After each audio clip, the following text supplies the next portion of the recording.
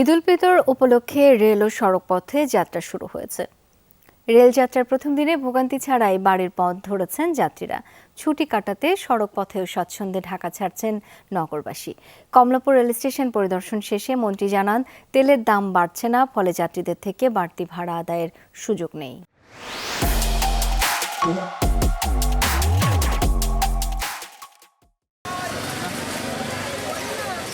ভোর থেকে ঘরমুখো মানুষের এই ভিড় কমলাপুর রেল স্টেশনে। স্বজনদের সাথে ঈদের খুশি ভাগাভাগি করতে শহর ছাড়ছেন তারা।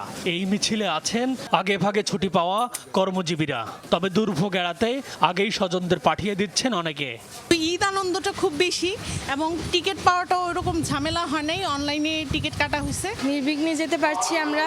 তারপর হচ্ছে আপনার টিকিট কাটা নিয়েও আমাদের কষ্ট হয় না। সব বন্ধু বান্ধব একসাথে যাইতেছি, তো ভালোই লাগতেছে। ভোগান্তির যেন না হয় সেই জন্য আগে ফ্যামিলিকে বাড়িতে পাঠিয়ে দেওয়ার জন্য স্টেশনে আসছি আমি। ঈদ যাত্রায় ছোটরা একটু বেশিই খুশি। ছুটিতে গ্রামে কি কি মজা হবে তারই জল্পনা কল্পনা শুরু হয়েছে ঢাকা থেকেই। ট্রেনে যাচ্ছি, ভালো লাগছে, আবার ঈদ করতে যাচ্ছি। বাড়িতে যাব, ঘোরাফেরা করব, পরে আবার স্কুল খুললে আবার ঈদের পরে আসবো। ছুটিতে বাড়ি যাচ্ছি ঈদ করতে, অনেক মজা করব। অনেক দিন পরে বাড়িতে যাচ্ছি। ঈদ যাত্রার প্রথম দিনে অধিকাংশ ট্রেনই ছেড়ে গেছে সময় মতো। তবে বগিতে নাম্বার না থাকায় কিছুটা বিড়ম্বনায় পড়েন যাত্রীরা। আমি টিটিকে জিজ্ঞাসা করছি, বলে পিছন থেকে 5 নম্বর যেটা, এটা হচ্ছে ঝ বগি, আমাদের ইও বগি।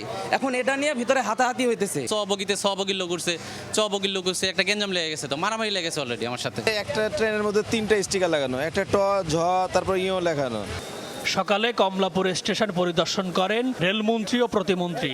আশ্বাস দেন নির্বিঘ্ন ঈদযাত্রা নিশ্চিতের। রেল সেবার যে মান আজকে দেখেছে যাত্রীরা স্যাটিসফাইড, সেভাবে আমরা অব্যাহত রাখতে চাই, যে কোনো মূল্যে, যে কোনো প্রয়োজন। রেল, সড়ক এবং নৌ সব জায়গায় এবার দেখবেন যে আগে যে ব্যবস্থাপনা ছিল তার মধ্যে থেকে বেশ কিছুটা পরিবর্তন আমরা আনতে সক্ষম হয়েছি। এদিকে সড়ক পথেও আগে ভাগে বাড়ির পথ ধরেছেন অনেকে। তবে বাস টার্মিনালগুলোতে যাত্রী উপস্থিতি ছিল তুলনামূলক কম। বাড়তি ভাড়া আদায়ের বিষয়ে কঠোর হুঁশিয়ারি দেন মন্ত্রী। ছোটখাটো বাচ্চা নিয়ে যাইতে অনেক সময় ঝামেলা হয়, তো এই জন্য একটু আর্লি চলে যাবো। সরকারি অফিস, তারপরে আপনার গার্মেন্টসগুলি বন্ধ হওয়ার পরে আরও চাপটা বাড়তে পারে। 15 তারিখ থেকে পর্যাপ্ত তেল পাবলিক পরিবহনে সরবরাহ করা হবে, আর তেলের দাম বাড়ানো হবে না, যার ফলে ভাড়া বাড়ছে না। মন্ত্রী জানান, সংকট মোকাবেলায় জনগণেরও দায়িত্ব আছে। তবে বাস ও ট্রেনে যাত্রী সেবা উন্নত করতে সরকার বদ্ধপরিকর। M A Aziz, Jamuna news, Dhaka.